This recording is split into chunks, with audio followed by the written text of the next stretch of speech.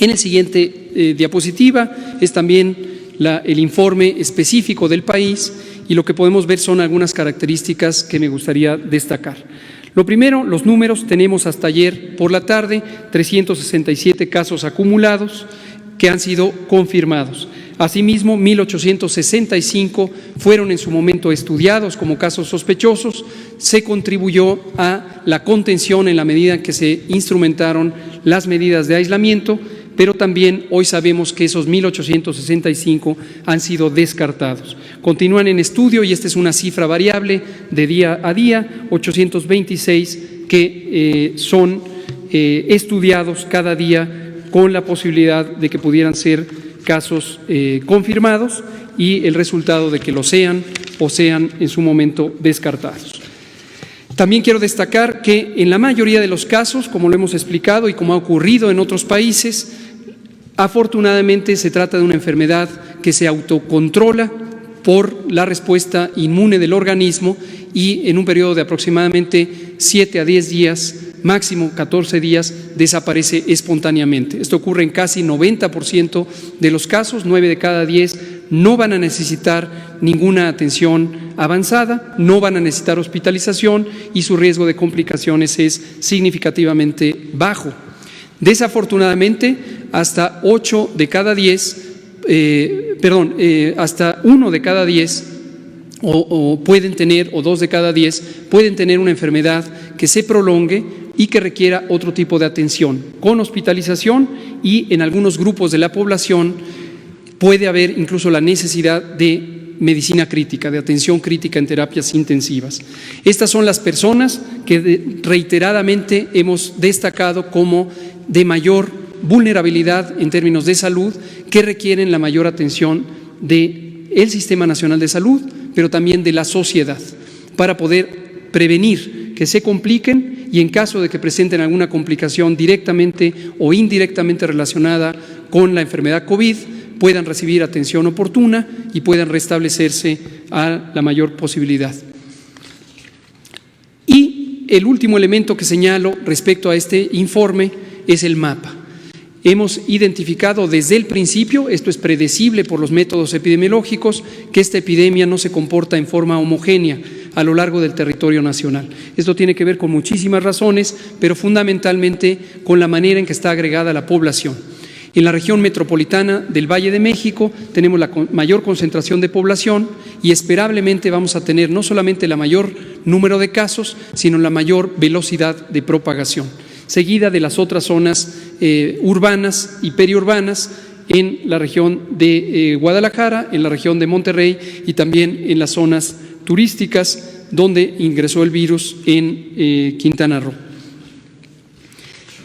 Esto lleva, por lo tanto, a que las medidas de salud pública necesarias para el control de la epidemia tengan que ser en todo momento racionalizadas. Racionalizadas quiere decir adecuadamente fundamentadas en la evidencia científica, en los métodos técnicamente demostrados, y que puedan aplicarse en donde corresponde. Hemos destacado, y los acaba de señalar el presidente, que las medidas que no se amparan en ciencia empiezan a generar preocupación, caos, y corren el riesgo de afectar no solamente la posibilidad de controlar efectivamente la epidemia, sino aspectos fundamentales de la sociedad, de la economía pública y también incluso de los derechos humanos. La restricción de movilidad puede ser una medida de salud pública, pero no debe utilizarse como una primera herramienta. Esta es una herramienta extrema que se reserva a las situaciones hipotéticas de que se perdiera la capacidad de control. Lejos estamos de ello. Hemos podido seguir esta epidemia en cada una de sus fases, y esto nos ha permitido trazar horizontes claros que nos han permitido que con una antelación de varias semanas podamos poner en práctica los recursos, las herramientas, el personal y los métodos necesarios para la contención y la mitigación. Declaro y reitero, las medidas extremas son parte del repertorio de salud pública, pero lejos estamos de necesitar medidas que vulneren la vida pública o que afecten a las garantías individuales. En la siguiente diapositiva quiero destacar dos elementos, y estos los quiero destacar con un sentido de confianza y de optimismo en la enorme oportunidad que México ha tenido por no ser el país de origen de esta epidemia. Como todos sabemos, esta epidemia empezó con el año en la región asiática, específicamente en China, y como era esperable, se propagó a varios otros países.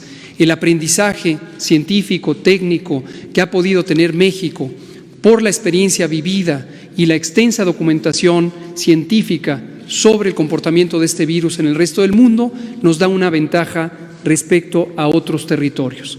Y la ventaja es poder programar adecuadamente el momento de cambio de las distintas fases y de las medidas de salud pública. Lo que vemos en la diapositiva es una característica que señalamos recientemente, que es la distribución de casos de acuerdo a su origen. Tenemos que 80% de los casos han venido del exterior, ya sea por connacionales que viajaron o por ciudadanos de otras nacionalidades que llegaron a México. Sin embargo, hasta casi el 20% son casos que derivan de este proceso de importación y son los contagios directos por personas que viajaron hacia personas que no han viajado. Y lo que tenemos como una señal muy temprana es la existencia de casos en donde no existe un antecedente de contacto ni con personas que viajaron y se infectaron, ni con alguien en el territorio nacional. Aunque apenas es el 1%, 5 casos, lo consideramos una señal temprana que debe ser tomada en cuenta, porque esto precisamente es el elemento clave que empieza a distinguir la fase 1 de la fase 2. Esta característica, no el número de casos, esta característica, la pérdida de trazabilidad de los contagios.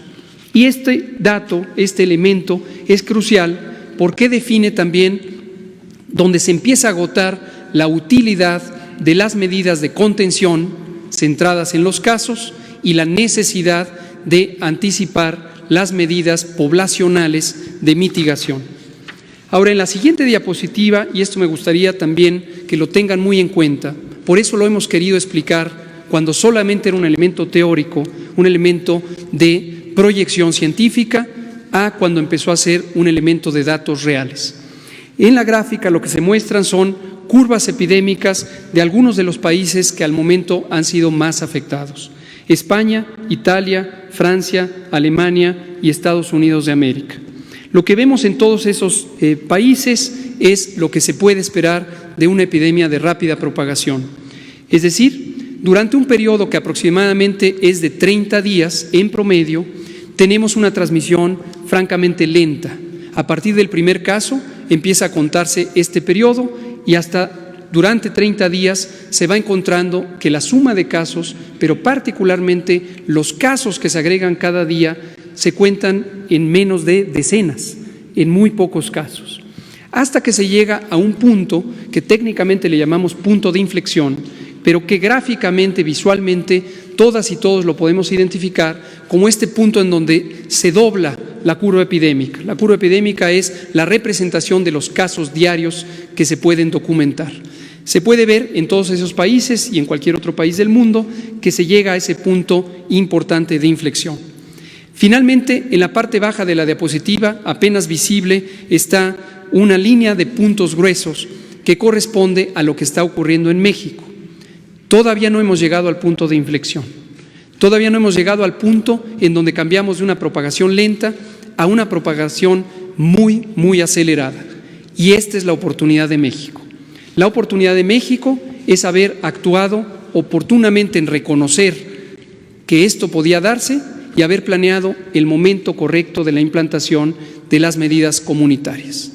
El momento es este y por lo tanto queremos declarar formalmente el inicio de la fase 2. El inicio de la fase 2 lo que nos permite es trazar el horizonte para los siguientes 30 a 40 días, en donde empezaremos a visualizar que México, por haber anticipado 2 semanas antes las medidas generales, las medidas masivas que tienen los mayores impactos, tanto en reducir la transmisión y desafortunadamente también en las consecuencias sociales, vamos a poder doblar la curva, vamos a poder tener menor transmisión. Quiero ser muy claro, seguiremos teniendo transmisión. La expectativa no es terminar con la epidemia de un momento a otro. También quiero ser claro que el éxito en la reducción de la transmisión, en vez de llevarnos a una epidemia corta, nos va a llevar a una epidemia más larga. Pero esto es importante, porque lo que nos lleva es a administrar el riesgo. Administrar el riesgo, en términos llanos, lo que quiere decir es lograr tener que cada día haya menos casos de los que se pueden atender en la infraestructura de salud del Sistema Nacional de Salud de México. Y por eso es importante que estas medidas de mitigación comunitaria sean tomadas en cuenta. Destaco que en términos de mortalidad, mientras que muy triste y desafortunadamente algunos países ya tienen decenas, centenas o millares, nosotros apenas tenemos 4 muy desafortunadas, pero solo 4 muertes. Italia tiene 5.476 muertes, en España han muerto 1.720 personas, en Francia las defunciones ya se suman en 674, mientras que en Estados Unidos hay 407 decesos atribuibles a COVID. Y por su parte Alemania tiene ya casi 100, tiene 94 personas fallecidas relacionadas con la epidemia. México tiene 4. México encuentra, por lo tanto, el área de oportunidad, la aprovecha y la usa con base en ciencia y con base en los métodos de la salud pública.